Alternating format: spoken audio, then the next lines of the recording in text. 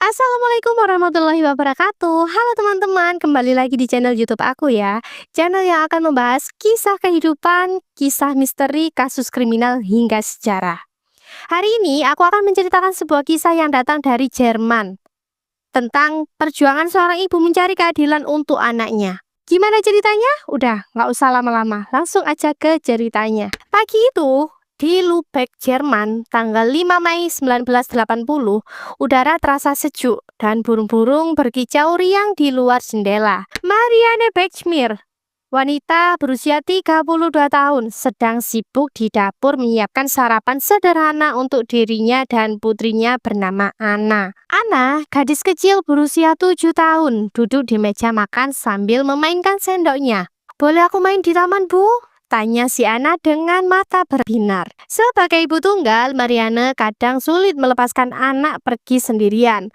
Tapi pagi itu ia mengangguk dengan setengah hati. "Oke, tapi jangan lama-lama ya. Ingat, kalau ada yang aneh, kamu harus langsung lari ke rumah." Anna mengangguk, mengambil tas kecilnya dan kemudian melompat keluar rumah. Marianne berdiri di ambang pintu, memandangi putrinya pergi. Dia tidak menyadari bahwa itu adalah terakhir kalinya ia melihat Anna dalam keadaan hidup. Ketika waktu makan siang tiba, Anna belum pulang. Marianne mulai cemas. Ia mencoba menenangkan dirinya dengan berpikir, mungkin dia sedang asik bermain di taman. Tapi sampai saat sore menjelang, Anna tetap tidak kembali. Marianne merasa ada yang tidak beres ini. Namun beberapa jam kemudian kabar buruk itu datang. Tubuh kecil Anna ditemukan di tepi sungai hingga tewas. Pelaku kejahatan itu adalah Klaus Grabowski, pria berusia 35 tahun yang bekerja sebagai tukang daging. Tapi jangan bayangkan Klaus ini seperti pria ramah yang menjual sosis di pasar ya teman-teman. Tidak, dia ini adalah seorang predator. Klaus memiliki catatan kriminal panjang, pelaku kekerasan yang berulang yang sebelumnya dihukum karena terhadap anak-anak. Namun karena sistem hukum yang entah kenapa terlalu baik hati, dia ini dibebaskan begitu saja.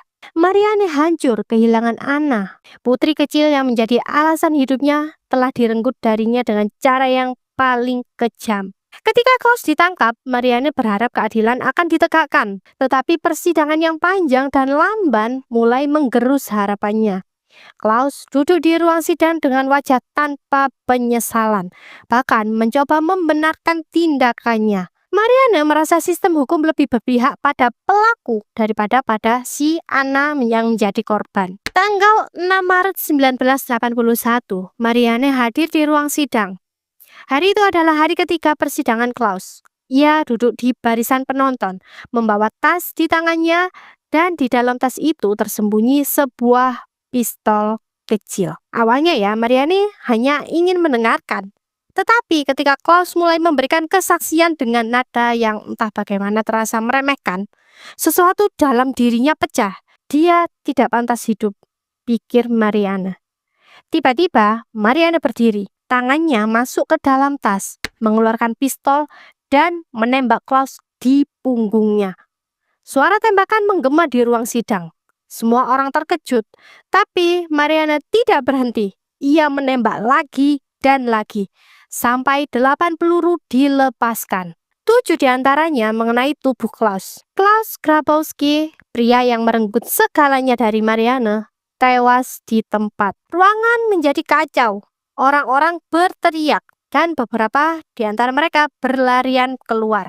Sementara yang lain hanya bisa berdiri terpaku.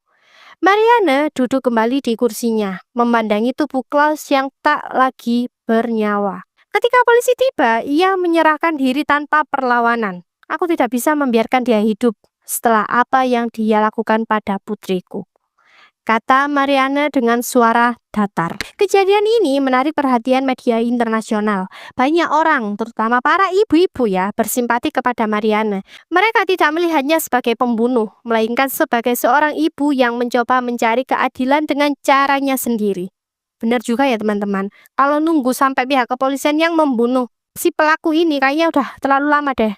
Aku aja kesel loh ya dengar cerita ini. Namun hukum tetap harus berjalan. Mariana diadili atas pembunuhan dan kepemilikan senjata ilegal. Pengacaranya berargumen bahwa ia bertindak di bawah tekanan emosional yang luar biasa. Setelah persidangan yang panjang dan penuh kontroversi, Mariana dijatuhi hukuman 6 tahun penjara.